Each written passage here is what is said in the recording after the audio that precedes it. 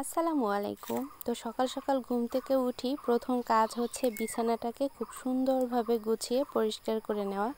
বাইরে একদম অন্ধকার হয়ে আসছে, মনে হচ্ছে বৃষ্টি হবে, আর আমি চা বানানোর জন্য প্রস্তুতি নিয়ে নিলাম। সবার জন্য চা তৈরি করেছি, দুধ চা, সকালবেলার নাস্তা। আর এদিকে ফল নিয়ে আসা হয়েছে, এবছরের প্রথম আম খেলাম, দামে বেশি আর স্বাদে কম। আমটা মজা ছিল না একদমই। তো মুরগির মাংস, ব্রয়লার মুরগিটা এভাবে ভাজি করে তারপর ভুনা করলে খেতে কিন্তু অনেক মজা লাগে, আর মাংসের স্বাদটাও অনেক গুণ বেড়ে যায়। অনেকেই ব্রয়লার মুরগি খেতে পছন্দ করেন না, এভাবে রান্না করলে ভালো লাগে। আসসালামু আলাইকুম, কী অবস্থা, সবাই কেমন আছেন? আলহামদুলিল্লাহ, আমি ভালো আছি।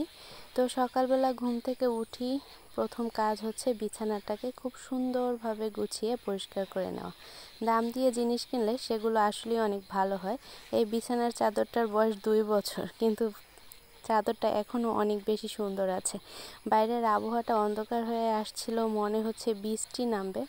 সিলেটের আবহাওয়া এমনিতেই অনেক ঠান্ডা, তারপরও হুটহাট বৃষ্টি নেমে যায়, বোঝাই যায় না কখন রোদ, কখন মেঘ, আর কখন বৃষ্টি শুরু হয়ে যায়। তো আমি চা বানানোর জন্য দুধ চিনিগুলোকে মিক্সড করে নিচ্ছিলাম। ছোটোবেলায় এগুলো হাতে নিয়ে খেতে অনেক বেশি মজা লাগতো। আপনারা কে কে ছোটোবেলায় এরকমের দুধ চিনি খেয়েছেন অবশ্যই জানাবেন। তো এই যে চা রেডি হচ্ছে, এটা গুঁড়া দুধের চা। তো সবার জন্য চা রেডি করে ফেললাম। এটা আমরা সবাই মিলে এখন বসে খাবো।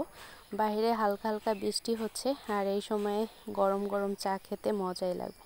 চায়ের কালারটা দেখে মনেই হচ্ছে যে চাটা অনেক মজা হয়েছে, তাই না? আসলেই মজা হয়েছিল। আস্তে আস্তে চা বানানো শিখছি।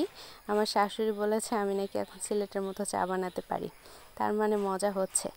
তো চা এখানে চা খাওয়ার পরে ফল নিয়ে আসছে, দেখতে পাচ্ছেন আপেল নিয়ে আসছিল, আর আম, এবছরের প্রথম আম। 250 টাকা কেজি ছিল এই আমটা, কিন্তু খেতে বেশি মজা ছিল না, মানে মিষ্টি ছিল না, মনে হচ্ছে যে মেডিসিন দিয়ে অবশ্যই পাকিয়েছে, কারণ এখনও ভালোভাবে আম ওঠেনি। তো তারপরও খেলাম, আলহামদুলিল্লাহ। মুরগির মাংস রান্না হবে, ব্রয়লার মুরগি। তো এটাকে আমি হলুদ মরিচ লবণ দিয়ে একটু মাখিয়ে নিচ্ছি। অনেকেই ফার্মের মুরগিটা খেতে পছন্দ করেন না, কিন্তু এভাবে তেলে একটু ভাজি করে যদি রান্না করা হয় তাহলে খেতে মজা লাগে। এভাবে করে হালকা বা একটু মচমচা করে ভাজি করে তারপর একদম মাখা মাখা করে ভুনা করে খেয়ে দেখবেন, খেতে অনেক মজা লাগে। তো আমি এভাবে করে তেলের মধ্যে আগে মাংসগুলোকে খুব ভালোভাবে একটু ভেজে নিয়েছি, খুব বেশি মচমচাও করিনি, হালকা ভাজি করেছি। আর সব মশলা, মুরগি রান্নার যে মশলা, সব মশলা একবারে দিয়ে খুব ভালোভাবে কষিয়ে নিয়েছি। মশলাটা যত ভালোভাবে কষানো হবে আপনার মাংস বা মাছ রান্নার স্বাদ তত বেশি হবে, কারণ মশলা ভালোভাবে কষানো হলে আর গন্ধ থাকে না। তো ভালোভাবে কষিয়ে নিয়ে তারপর মাংস দিয়ে দিলাম। এরপর মাংসটাকে একটু নেড়ে চেড়ে তারপরে হালকা একটু ঝোল দিয়ে দিয়েছিলাম।